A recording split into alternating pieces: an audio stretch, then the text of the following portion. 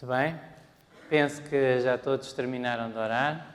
É bom orar, é uma semana de oração, vamos passar momentos em oração todos os dias desta semana. E como dizíamos há bocadinho, estamos muito felizes de estar a falar sobre o santuário. É uma das mensagens fundamentais, basilares, da Igreja Adventista do Sétimo Dia. É uma mensagem que nos ensina a nossa razão de ser e o tema de hoje é Vem como estás, vem como estás. E como já perceberam, vamos falar acerca do altar dos holocaustos. No entanto, antes disso, vamos introduzir, e eu gostaria que nós lêssemos Êxodo, capítulo 25, vamos abrir a Bíblia. Eu faço imagens, é verdade, mas eu gostaria que todos os irmãos e todos os jovens trouxessem a Bíblia para estas reuniões. Há alguns textos que nós vamos ler diretamente da Bíblia, ok? Então, vamos ler Êxodo, capítulo 25. Este texto em que Deus chama Moisés para fazer o santuário, em que Deus transmite a Moisés o seu propósito, o seu desejo de que o povo de Israel construísse um santuário, um tabernáculo no deserto, e iremos ver todo o simbolismo que estava por detrás disto. Êxodo capítulo 25, então falou o Senhor a Moisés dizendo, verso 1, verso 2, fala aos filhos de Israel que me tragam uma oferta alçada de todo o homem cujo coração se mover voluntariamente. Dele tomareis a minha oferta alçada, e esta é a oferta alçada que recebereis deles: ouro e prata e cobre, e azul e púrpura e carmesim, e linho fino e pelos de cabras, e peles de carneiros, tintas de vermelho, e peles de chugos, e madeira de acácia, azeite para a luz, especiarias para o óleo da unção, e especiarias para o incenso, pedras de ónix e pedras de engaste para o efode e para o peitoral. E me farão um santuário, e habitarei no meio deles, conforme a tudo o que eu te mostrar para modelo do tabernáculo, e para modelo de todos os seus pertences, assim mesmo o fareis. Então vemos que Deus ordenou a Moisés que fizesse um santuário, mas é muito interessante, nós lemos 9 versículos e 7 desses versos, ou 7 não, poderíamos dizer 6, 5 pelo menos, falam acerca do povo de Israel trazer ofertas. Muito interessante. Quer dizer que o santuário não ia acontecer, não ia existir, sem que o povo realmente desejasse. Era uma obra de colaboração entre Deus e o homem. E Deus queria que o povo sentisse a sua responsabilidade e colaborasse nesta obra. E Ellen White comentou acerca disso no livro Patriarcas e Profetas, página 343, da edição da Casa Publicadora. A devoção a Deus e o espírito de sacrifício eram os primeiros requisitos ao preparar-se uma morada para o Altíssimo. Querido irmão e querida irmã e querido jovem, não há nada que valha a pena nesta terra que não custe sacrifício. Para Jesus salvar-nos custou um grande sacrifício.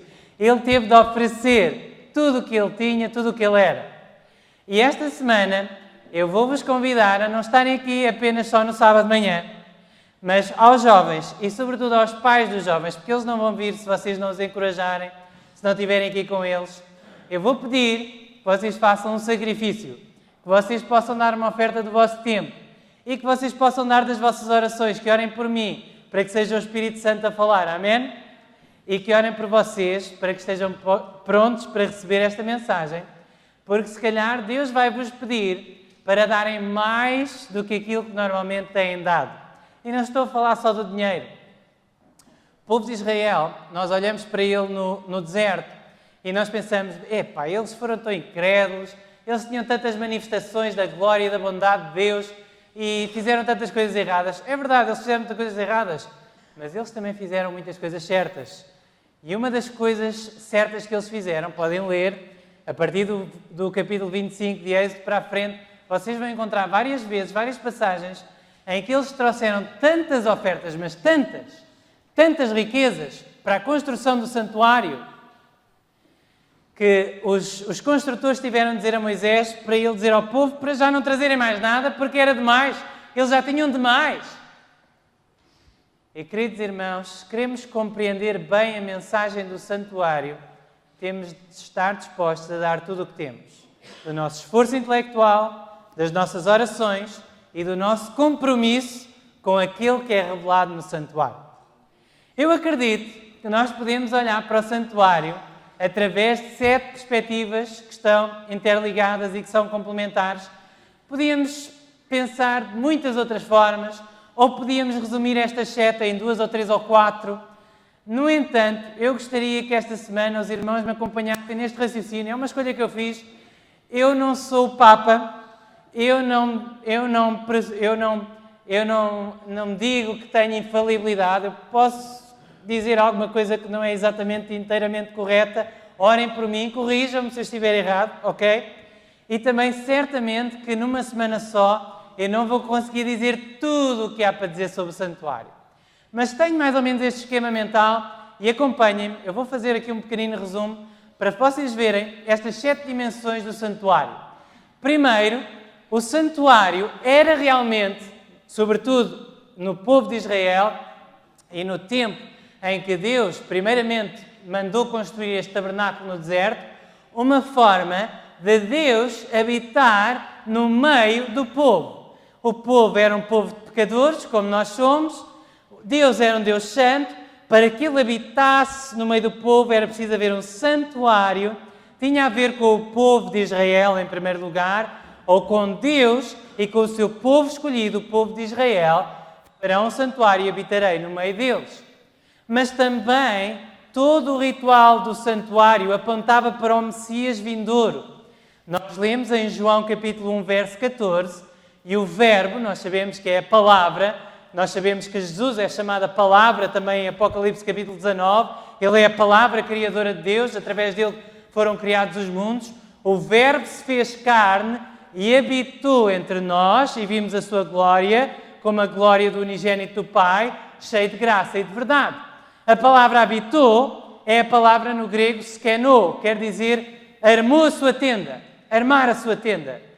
Jesus armou a sua tenda entre nós, para viver entre nós, no nosso meio.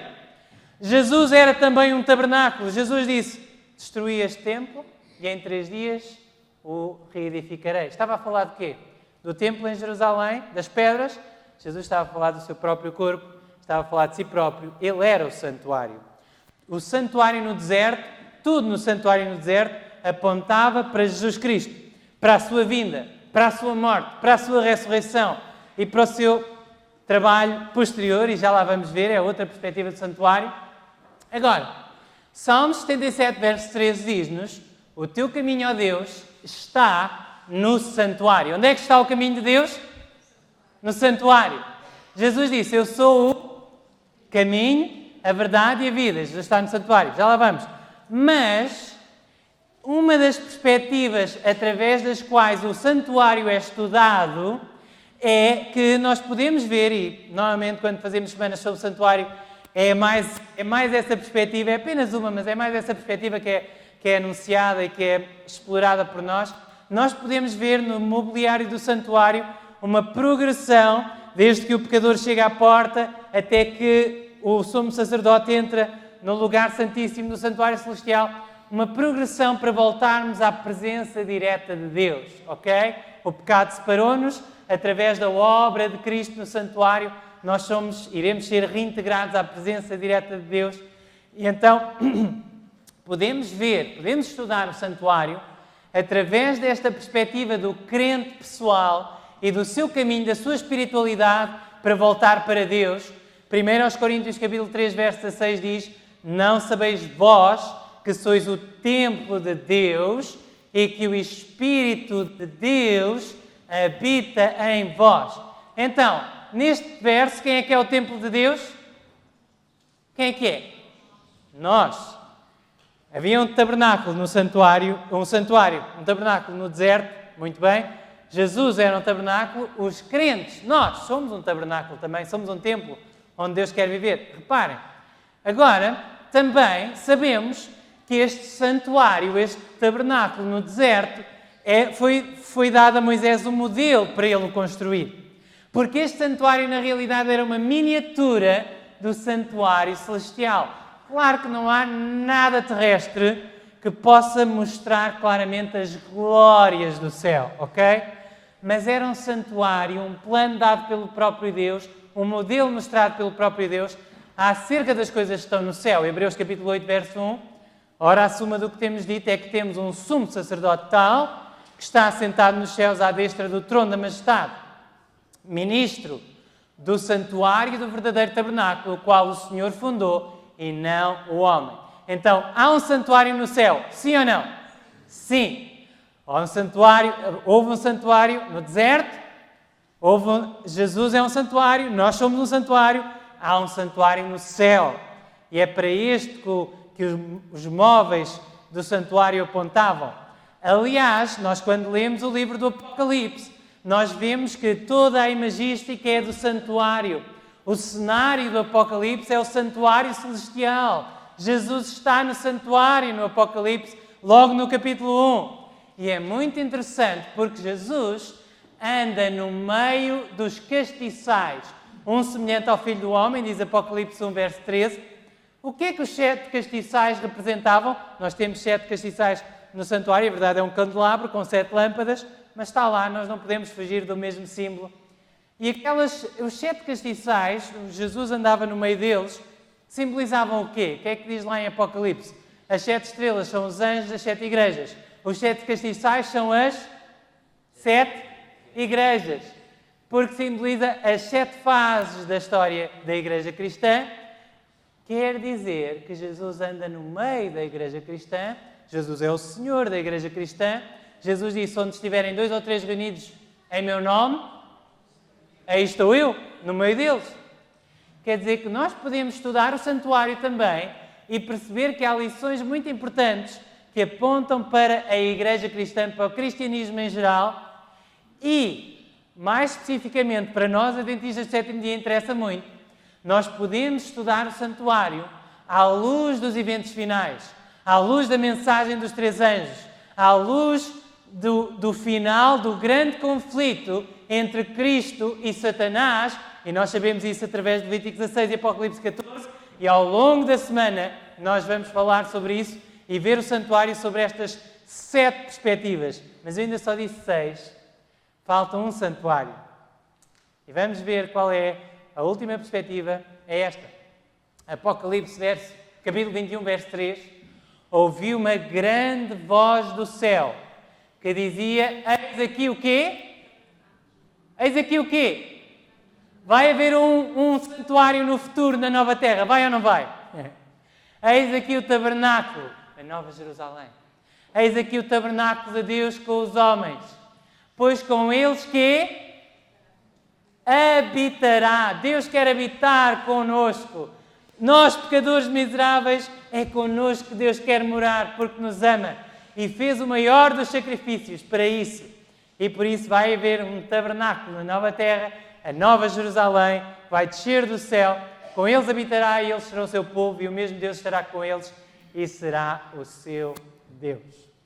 Isto era apenas uma introdução, uma panorâmica daquilo que vamos ver esta semana. Nós vamos estudar o santuário através destas 7 dimensões, destas 7 perspectivas. E por isso, vamos começar com o altar dos holocaustos. E mais uma vez eu convido-vos a abrir a vossa Bíblia. Agora em Êxodo capítulo 27. Êxodo capítulo 27. Nós encontramos o santuário em toda a Bíblia. Mas a construção do santuário, nós começamos a encontrá-la em Êxodo. Êxodo capítulo 27. E há muitas especificações que são dadas acerca de como cada peça de mobiliário deveria ser feita, como é que o pátio deveria ser feito, a tenda deveria ser feita. E vamos ler acerca do altar dos holocaustos, Êxodo capítulo 27. E eu não vou ler. Eu vou pedir ajuda aos jovens. Os jovens estão aqui hoje. Há jovens aqui. E eu vou pedir... Melânia, vem cá à frente. Melânia, anda cá. Tenho de pedir a ajuda dos jovens. Isto tem de ser mais dinâmico. Vem lá. Força, força, força. Vou pedir à Melânia para ler aqui à frente, Êxodo 27, 1 a 8, acerca do altar dos holocaustos. Força, amiga, alta e boa voz. E farás também o altar de madeira de acácia. 5 côvados será o comprimento, e 5 côvados a largura. Será quadrado o altar, e 3 côvados a sua altura. E farás as suas pontas nos seus 4 cantos. As suas pontas serão do mesmo, e o cobrirás de cobre. Fará-lhe-ás também os recipientes para recolheres a sua cinza, e as suas pás, e as suas bacias, e os seus garfos, e os seus braseiros. Todos os seus utensílios farás de cobre. Far-lhe-ás também um crivo de cobre em forma de rede, e farás a esta rede 4 argolas de metal nos seus 4 cantos, e porás dentro da borda do altar para baixo, de maneira que a rede chegue até ao meio do altar. Farás também varais para o altar, varais de madeira de acácia, e os cobrirás de cobre. E os varais serão postos nas argolas de madeira, que os varais estejam de ambos os lados do altar quando for levado. O oco e de tábuas o farás, como te mostrou no monte, assim o farão. Muito obrigado. Muito obrigado, Melania. Ela leu muito. Portanto, esta fé no Messias vindouro. Nós sabemos que João Batista disse: eis o Cordeiro de Deus que tira o pecado do mundo. Quando viu a quem? Quem é que ele viu quando disse estas palavras? A Jesus. Tudo no santuário aponta para Jesus e tudo aponta para esta grande verdade central de que Jesus seria o Cordeiro, o sacrifício de Deus pelos pecados dos homens e das mulheres deste mundo. O sacrifício que Deus ofereceu. Portanto, para Jesus, na perspectiva de Jesus, na perspectiva de que Cristo é o Salvador do mundo, o santuário apontava para ele e era importantíssimo este ritual. Aliás, nós sabemos que com 12 anos, Jesus foi pela primeira vez ao templo em Jerusalém, certo? E pela primeira vez, Jesus desapareceu, os pais perderam Jesus, foram-se embora, Jesus ficou ali no templo, e quando os pais o encontraram, Jesus disse: porque me procuráveis? Não sabias que me convém cuidar dos negócios do meu Pai? Com 12 anos de idade, Jesus, enquanto ser humano, percebeu pela primeira vez quem ele era e qual era a sua missão neste mundo. Porquê? Ele foi a Jerusalém ao templo. O que é que se fazia no templo? O que é que se fazia no templo? O que é que se fazia no templo? Eram oferecidos sacrifícios. Quando Jesus viu este cordeiro a ser sacrificado, o Espírito Santo mostrou-lhe: este és tu. E como humano, nós dizemos: Jesus sabia tudo. Não, Jesus nasceu como bebê e cresceu, e como humano, o Espírito Santo mostrou-lhe coisas, ele aprendeu coisas. E ele aprendeu exatamente com 12 anos que ele era o sacrifício, ele era o Cordeiro de Deus que tirou o pecado do mundo. Tanto o santuário foi importantíssimo para Cristo. E nós conhecemos bem as palavras de Isaías, capítulo 53. Vamos lê-las juntos, ok? Vamos ler juntos. Verdadeiramente, Ele tomou sobre si as nossas enfermidades e as nossas dores levou sobre si. Mais alto, irmãos. E nós o reputávamos por aflito, ferido de Deus e oprimido. Mas Ele foi ferido por causa das nossas transgressões e moído por causa das nossas iniquidades. O castigo que nos traz a paz estava sobre Ele, e pelas suas pisaduras fomos sarados. Todos nós andávamos desgarrados como ovelhas. Cada um se desviava pelo seu caminho, mas o Senhor fez cair sobre Ele a iniquidade de nós todos. Ele foi oprimido e afligido, mas não abriu a sua boca. Como um cordeiro foi levado ao matador. Como um cordeiro foi levado ao matador. O altar dos holocaustos era muito importante para o povo de Israel. Todas as manhãs, todas as tardes, consagravam-se a Deus através do sacrifício que era ali oferecido. E o altar dos holocaustos era muito importante também para que Jesus compreendesse a sua missão nesta terra. Jesus compreendeu ao ver aquele cordeiro. Jesus foi o cordeiro, levado ao matador, levado ao altar. O altar foi o lugar onde Cristo foi sacrificado e simbolizava o próprio Cristo e o seu sacrifício. Agora, O altar tinha 4 cantos com 4 pontas. Êxodo 27, verso 2 diz: farás as suas pontas, ou chifres, nos seus 4 cantos, as suas pontas serão do mesmo e o cobrirás de cobre. Esta palavra, keren, chifres ou pontas, é usada na Bíblia, por exemplo, quando fala da ponta pequena. Simboliza o quê? O que é que significa as pontas, os chifres na Bíblia? O que é que simbolizam? Alguém sabe? Poder, força, poder e força. Mas eram 4. E nós podemos ver nos 4 cantos do altar, e o altar do incenso também os tinha. Se as câmaras um dia desta semana focarem o altar dos holocaustos, está lá à entrada, logo à entrada, estava o altar dos holocaustos. Vocês veem, tem 4 chifres, está muito bem feito, 4 pontas, símbolo de poder, mas também símbolo da universalidade do sacrifício de Cristo. Irmãos, Jesus morreu por mim como por mais ninguém, mas Jesus morreu por toda a humanidade. Ele é chamado na Bíblia, no Evangelho de João e em 1 de João, o Salvador do mundo, ok? A Bíblia diz, em 1 João capítulo 2, verso 2, Ele é propiciação pelos nossos pecados, e não somente pelos nossos, mas também pelos de todo o mundo. O altar tinha 4 chifres, 4 pontas, 4 pontos cardinais, um símbolo de que o sacrifício de Cristo foi por todo o mundo. Mesmo aqueles que não aceitam, Jesus pagou pelos seus pecados. Se eles não estiverem um dia no céu, é porque não quiseram, porque Jesus pagou pelos seus pecados e chama-os ao arrependimento. Agora, do ponto de vista do pecador individual, do ponto de vista do crente individual, do ponto de vista de cada um de nós, o altar dos holocaustos tem uma importância tremenda. Está associado sempre à porta, ok? A porta do santuário, o altar. Quando nós entrávamos na porta, a primeira coisa que víamos era o altar. Reparem, acerca da porta, está escrito, Êxodo 29, verso 42, porta e o altar, este simbolismo junto. Este será o holocausto contínuo, cá está a palavra outra vez, lembrem-se, contínuo, por vossas gerações, à porta da tenda da congregação. O holocausto era no altar, fazia-se o holocausto no altar dos holocaustos, à porta, ok? 2 simbolismos muito fortes que são um só, o altar e a porta. Perante o Senhor, onde vos encontrarei para falar contigo ali. Venham comigo a Êxodo capítulo 20. Eu sei que os adventistas do 7º dia conhecem muito bem o que está escrito em Êxodo capítulo 20, porque fala dos 10 mandamentos. Foram dados ainda antes de Deus pedir a Moisés para construir o santuário, não é?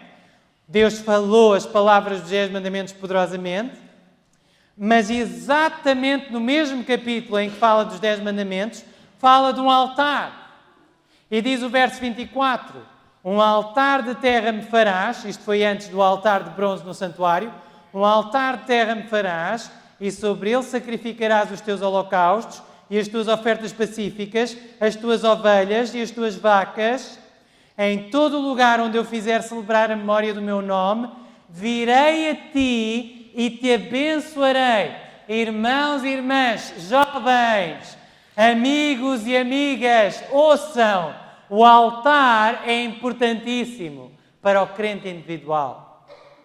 Tem a ver com a reconciliação entre duas partes que estavam em conflito. Tem a ver com a forma pela qual nós podemos encontrar a Deus e ser abençoados por Deus, ok? Vamos continuar e vai ficar mais claro. Era aqui que Deus encontrava o povo, naquela porta, naquele altar, ok? Era uma porta de entrada para algo. Jesus, em Hebreus capítulo 13, verso 12, é-nos dito que Jesus, para santificar o povo pelo seu próprio sangue, padeceu fora da porta. Adão e Eva, quando pecaram, tiveram de sair da presença de Deus. Eles saíram para fora do Éden e houve um querubim, houve querubins que ficaram a guardar a entrada do Éden, certo? Gênesis, capítulo 3, certo? E diz que havia uma espada revolvente. Agora vejam, eu não vos vou dizer assim nenhuma verdade espetacular, super cósmica, mas é apenas uma ideia. Os querubins revolviam, havia uma espada revolvente e os querubins que estavam a guardar a entrada do Éden, certo? Vocês já viram uma espada? Uma espada assim, uma coisa comprida, depois tem assim outra coisa a proteger a mão, não é? Já viraram uma espada ao contrário? Fica a fazer o quê? Uma cruz, não é? Quer dizer que a entrada de volta para o santuário do Éden era feita através de um sacrifício, através de uma cruz. E os querubins atentavam bem para essa cruz. Muito interessante, estamos no santuário. Quer dizer que nós, para entrarmos, Jesus teve de morrer fora, ok? Jesus saiu do favor de Deus, Jesus foi amaldiçoado pelos nossos pecados, para que nós, que pecámos e que merecíamos essa maldição e ficar para sempre de fora, pudéssemos entrar. Coisa maravilhosa. Por isso Jesus também disse, eu sou a porta. Se alguém entrar por mim, salvar-se-á. João capítulo 10, verso 9. Portanto, do ponto de vista pessoal, o altar é importantíssimo. Reparem, Levítico 1, verso 2, fala sobre a oferta e chama-lhe Corban. Quando algum de vós oferecer oferta ao Senhor, Corban, oferecerá a sua oferta de gado, isto é, de rebanho e de ovelha. O que é que significa a palavra Corban? Em Salmos 73, verso 28, está traduzida por aproximar. Mas para mim, bom é aproximar-me de Deus. Como é que para ti é bom aproximar-te de um Deus santo, puro, zeloso da sua glória? Um Deus que não pode conviver com o pecado. E tu és pecador, tu és pecadora. Como é que tu podes entrar nessa presença? Como é que pode ser bom para ti?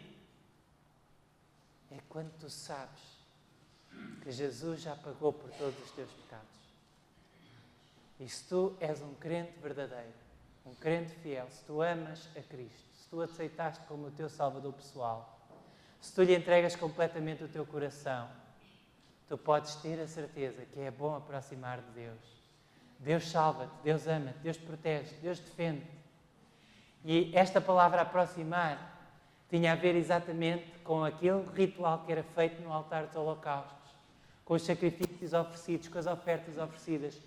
Neste santuário, neste altar, Deus corrigiu as ideias pagãs. Os pagãos ofereciam sacrifícios para apaziguar a ira dos deuses, mas aqui Deus mostra no santuário, na verdade do santuário, que Ele ofereceu o seu sacrifício, o sacrifício foi Deus que ofereceu o seu próprio Filho para apaziguar a sua própria ira contra o pecado. Deus ofereceu o seu próprio Filho para sofrer em teu lugar e em meu lugar, para que nós não tenhamos de oferecer sacrifícios. Os sacrifícios foi Deus que ofereceu, é Jesus que oferece. O sacrifício que nós oferecemos é um coração quebrantado, como disse o salmista Davi. Dá-me o teu coração, meu filho. Dá-me, filho meu, o teu coração, escreveu Salomão. E assim será bom para ti aproximar-te de mim através daquela cruz.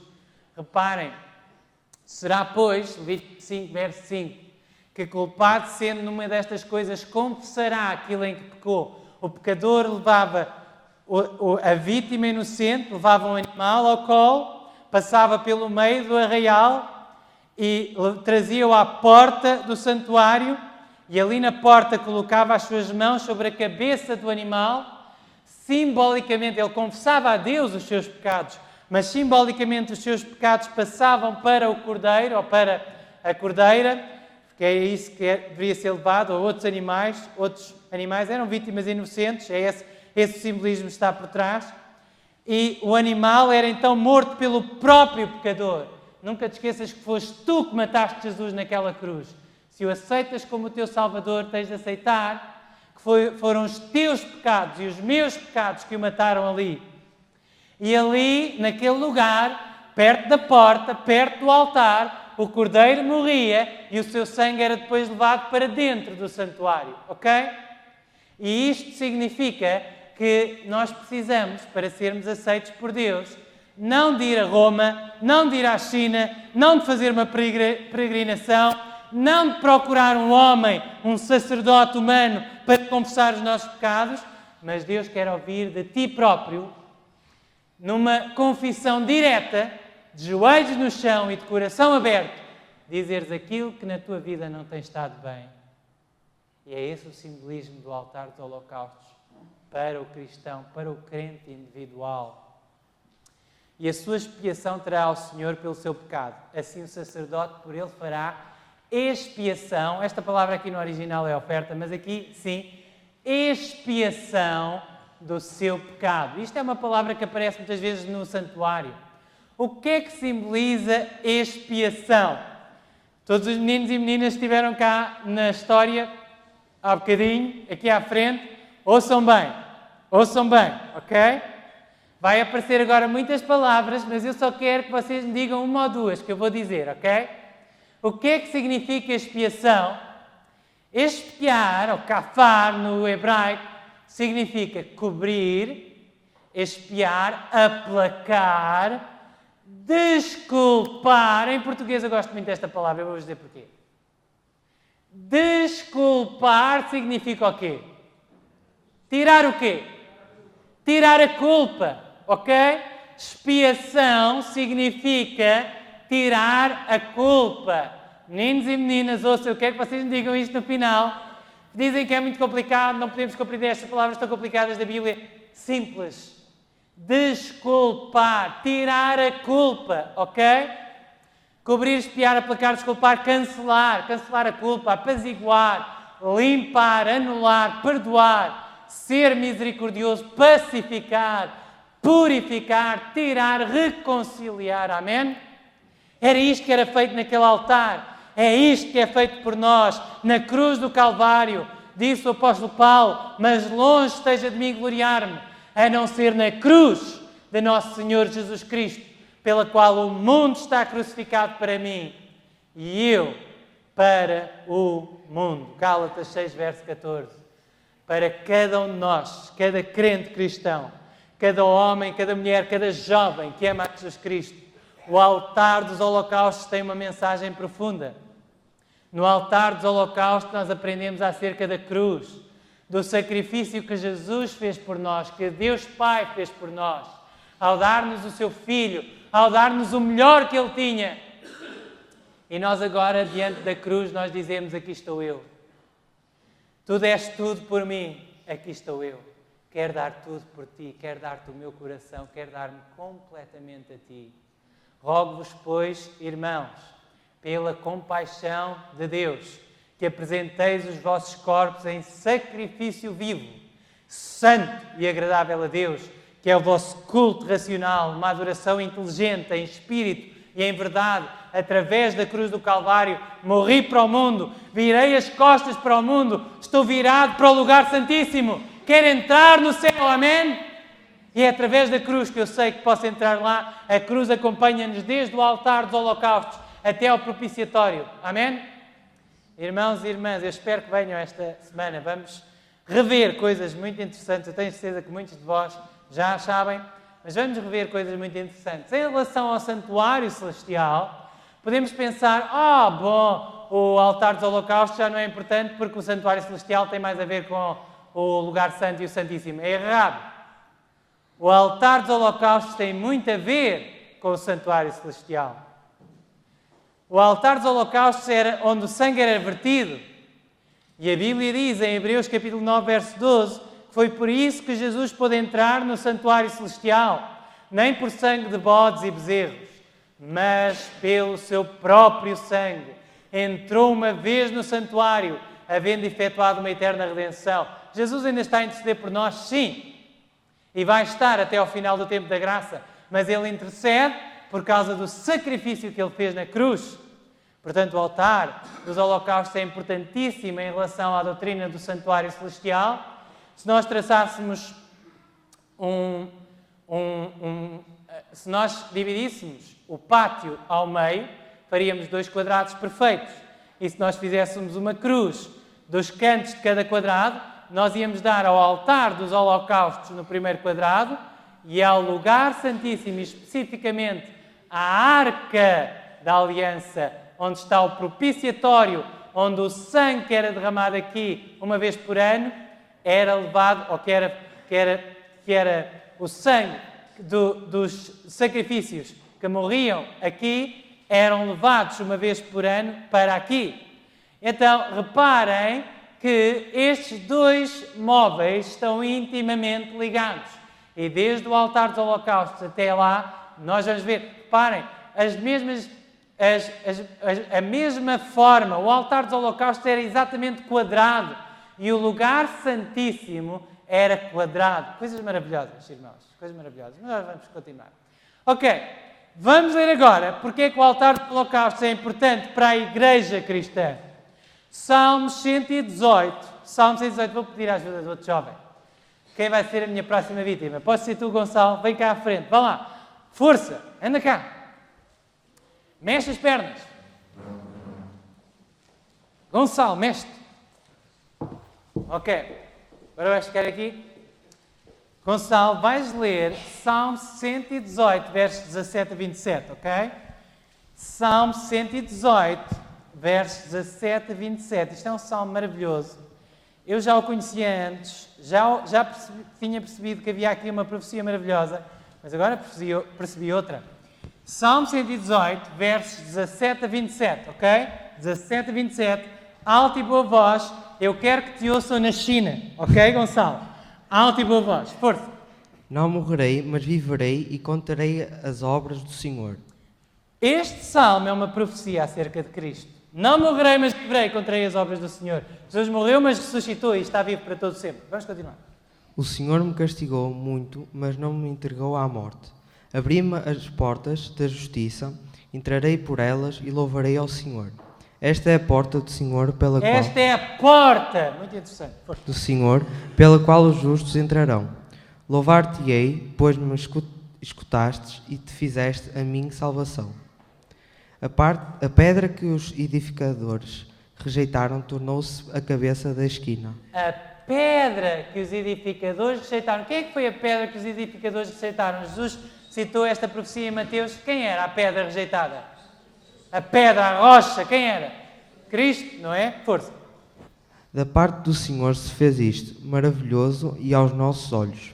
Este é o dia que fez o Senhor, regozijemo-nos e alegremo-nos nele.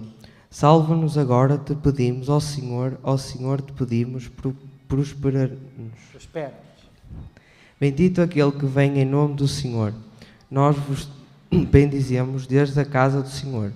Deus é o Senhor que nos mostrou a luz, atai o sacrifício da festa com cordas e até às pontas do altar. Muito obrigado, Gonçalo. Muito obrigado. Leste muito bem. Podes voltar para o teu lugar. Atai o sacrifício da festa com cordas. Onde? Nas pontas do altar. Sabem que havia altares de pedra, foram descobertos já. Eu tenho aqui uma fotografia, não sei se dá bem para ver, tenho aqui uma imagem. Mas era um altar de pedra que tinha pontas também, ok? E quando nós olhamos para a estrutura do santuário, nós começamos com o altar dos holocaustos. E quando nós olhamos para a igreja cristã, começa com quem? Quem é a base? Quem é a pedra? Este salmo associa a pedra angular ao altar, onde era atado o sacrifício. E as pontas do altar, havia nas pedras onde eram feitos sacrifícios no paganismo antigamente, havia também pontas. E a pedra basilar da Igreja de Cristo, da Igreja de Deus, é o próprio Cristo, amém? Não é Pedro, porque Pedro disse, ele é a pedra, está escrito em 1 de Pedro, não é? Não é mais ninguém, é Jesus Cristo. Aliás, Ellen White escreveu, o verdadeiro altar é Cristo. Ele é o verdadeiro altar, é a base, é o fundamento da igreja, é a pedra basilar da igreja. Efésios 2, verso 20, edificado sobre o fundamento dos apóstolos e dos profetas, de que Jesus Cristo é a principal pedra da esquina. Ele é a pedra, ele é a rocha. Ele não disse a Pedro, tu és a pedra, ele disse a Pedro, tu és Petros, e sobre esta Petra edificarei a minha igreja e as portas do inferno não prevalecerão sobre ela. Jesus Cristo e este crucificado, essa é a base da igreja cristã, é a base da mensagem dos cristãos. Paulo disse, nada me propus saber entre vós senão a Jesus Cristo e este crucificado.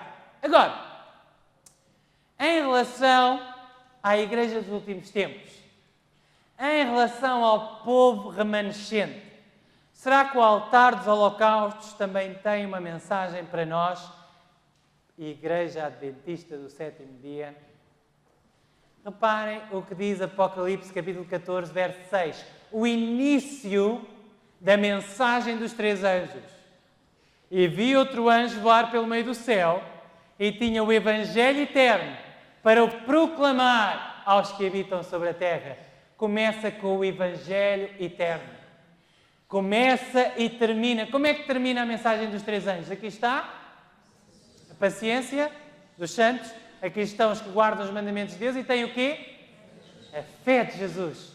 Que Jesus é a pedra, que Jesus é o sacrifício, que Jesus é o nosso altar, que Jesus é tudo, é a nossa salvação. É isso o Evangelho eterno. O Evangelho eterno, as boas novas eternas, de que Jesus morreu e ressuscitou, para que tu também possas viver eternamente. Possas morrer e ressuscitar e viver eternamente com Jesus. Esta é a mensagem que nós devemos proclamar antes de todas as outras. Todas as congregações da nossa terra, escreveu Ellen White, precisam aprender mais de Cristo e Cristo crucificado e quem é que acham que deve ensinar. Uma experiência religiosa que não se baseia em Cristo e nele unicamente é destituída de valor. Agora no livro Obreiros Evangélicos, página 156, de todos os professos cristãos, devem os adventistas do sétimo dia ser os primeiros a exaltar a Cristo perante o mundo. E ela estava a falar não só de Cristo, mas de Cristo crucificado. Estava a falar do sacrifício de Cristo. O pecador deve ser levado a olhar ao Calvário, com a fé singela de uma criancinha. Deve confiar nos méritos do Salvador, aceitando sua justiça, confiando em sua misericórdia. Devemos pregar sobre o sábado. Devemos pregar sobre o estado dos mortos. Jovens, vocês têm de saber estas doutrinas. Devemos pregar sobre o santuário celestial. Mas no santuário celestial, a verdade principal para a mensagem dos três anjos, para a igreja remanescente, para cada adventista do sétimo dia, cada crente cristão verdadeiro nos últimos dias da história da Terra, Jesus Cristo e este crucificado, tem de ser o primeiro tema, o tema dos temas. Amém? Diz ainda Ellen White, exaltai o homem do Calvário. Alto e mais alto ainda. Há poder. O altar tinha 4 pontas. Símbolo de poder. Há poder na exaltação da cruz de Cristo. Amém? Amém. Falta ver o último santuário. E rapidamente, será que o altar dos holocaustos tem uma mensagem para nós, que nós vamos continuar a pensar nela durante toda a eternidade, no tabernáculo do céu?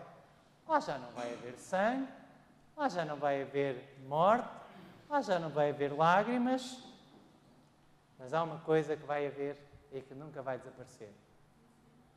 Não é? Diz Abacuque 3, verso 4, e o resplendor se fez como a luz, raios brilhantes saíam da sua mão, e ali estava o esconderijo da sua força. Zacarias 13, verso 6 diz, e se alguém lhe disser, que feridas são estas nas tuas mãos? Dirá ele, são feridas como fui ferido em casa dos meus amigos. Jesus vai manter as feridas nas suas mãos por toda a eternidade, sim ou não? Sim. As cicatrizes das suas feridas vão estar lá, sim ou não? Estão lá com o teu nome e com o meu nome, sim ou não? Eu espero que sim. Aquilo que nós vamos estudar durante esta semana é aquilo que nós vamos estar a estudar durante toda a eternidade. Ellen White escreveu o estudo da encarnação de Cristo, seu sacrifício expiatório e obra mediadora, ocupará a mente do estudante diligente enquanto o tempo durar. Por toda a eternidade, irmão e irmã, jovem amigo, querido e querida que estás aqui esta manhã. Durante toda a eternidade nós vamos estar a louvar a Deus pelo grande sacrifício que Ele fez por nós. Finalmente, nós podemos ver a disposição da cruz, na disposição dos móveis do santuário. E se nós olhássemos de cima e se víssemos a cruz nos móveis do santuário, a que é que vocês acham que corresponderia o altar dos holocaustos em relação ao corpo de Cristo? Aos pés, não é? Aos pés de Jesus. É o lugar onde tudo começa. Querido jovem, deixa-me falar a ti, especialmente esta manhã, mas agora o apelo é também para todos. Aqui, no lugar onde Jesus morreu por ti, onde os seus pés foram cravados naquela cruz, é o lugar onde Deus quer ouvir as tuas sinceras confissões de pecado. Tu podes ter andado por caminhos que não são bons. Tu podes estar a fazer coisas que não são boas. Mas vem hoje aqui e agora e confessa a Jesus. Enquanto ouves a última música, que vai ser cantada pelos próprios jovens, fala com Deus. Diz-lhe aquilo que não está bem na tua vida. Se há coisas que estás a ver que não devias ver, pede a Deus que te perdoe. Olha para a cruz do Calvário. Olha para a cruz do Calvário. Deus está pronto a perdoar-te. Se há coisas que tu disseste que não devias ter dito, olha para a cruz do Calvário. Jesus morreu por causa dessas coisas. Se há coisas que tu estás a fazer, se há sítios que tu estás a ir, que um cristão não faz, que um cristão não vai, olha para a cruz do Calvário. Jesus morreu por causa disso. E Deus quer te ver a chorar hoje pelos teus pecados, a confessá-los a Jesus e a ter a certeza de que o sangue de Jesus Cristo purifica todo o pecado. Martinho Lutero foi um grande reformador da Igreja Cristã. E nós sabemos pela história que ele não foi o único, mas foi talvez o nome da reforma protestante que teve mais impacto nessa reforma. Mas ele lutava muito. Ele era como vocês e como eu, feito de carne e osso. E não era o nosso Salvador. Só Jesus é que nunca pecou. Ele pecou muitas vezes. E ele tinha grandes momentos de desencorajamento, de tristeza, de depressão. E uma noite, ele estava num desses momentos da sua vida muito triste. E ele teve um sonho no seu castelo de Wartburg, que teve um sonho de que o diabo tinha vindo ter com ele, com um rolo enorme, escrito da cabeça aos pés, e era o rolo que tinha registado os pecados do Martinho Lutero. E o diabo começou-lhe a dizer, era um sonho que parecia muito real, e o diabo começou-lhe a dizer, tu fizeste isto? E ele disse, eu fiz. Fizeste isto? Eu fiz. Fizeste isto? Fizeste isto? Fizeste isto? Fizeste isto? Olha bem, eu pequei um pecado e Deus expulsou-me do céu. E tu que és um miserável pecador, pensas que vais para o céu com uma lista tão grande de pecados. Olha bem, para como eles são graves e miseráveis e como tu és miserável. E Martinho Lutero sentia-se o pior pecador do mundo. Mas o diabo tinha a sua mão a esconder qualquer coisa no fim da lista. E apontava para os pecados, e apontava para o Martinho Lutero, e ele não tinha maneira de se defender, mas havia lá uma coisa que o diabo estava a esconder. E o Martinho Lutero disse, mostra-me o que é que tens aí atrás da tua mão, mostra-me, eu quero ver tudo.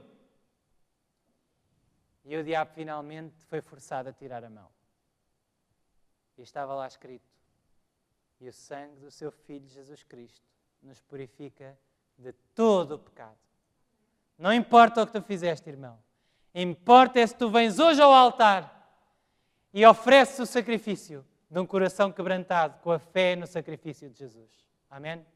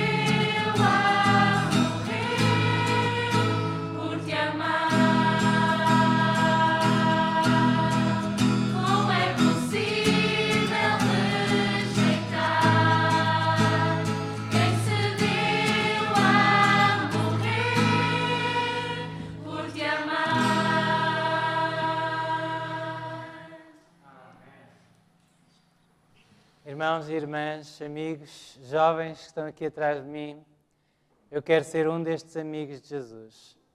Eu quero ser um daqueles que vão ver essas cicatrizes e que vão poder tocá-las e adorar aos pés de Jesus por toda a eternidade. Eu quero dizer-lhe hoje que desejo arrepender-me profundamente dos meus pecados que o magoaram tanto naquela cruz e que desejo que Ele me dê um novo coração. Se este é o vosso desejo também e o vosso, vamos ajoelhar-nos e vamos falar com o Senhor no altar dos holocaustos, aos pés da cruz do Calvário.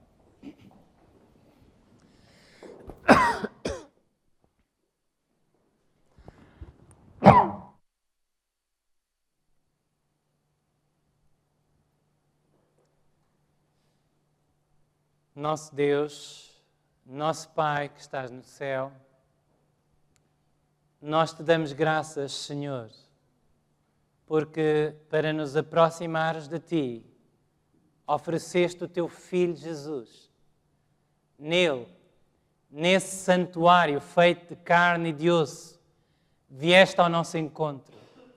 Ofereceste uma vida perfeita por cada um de nós, por cada jovem que aqui está esta manhã e por cada adulto e cada criança. Ó querido Pai, que hoje possamos compreender algo acerca da mensagem do santuário, acerca do altar dos holocaustos e que hoje possamos oferecer a nossa oferta de todo o coração. Perdoa-nos, Senhor. Perdoa a nossa falta de amor por Ti, a nossa falta de fé em Ti. Perdoa, Senhor, as coisas que em nós não estão bem e não honram o Teu nome. Dá-nos um coração quebrantado, contrito, e dá-nos um coração cheio do amor de Cristo Jesus. Pois é no Seu nome que oramos e desde já pela fé te louvamos por nos teres concedido. Amém.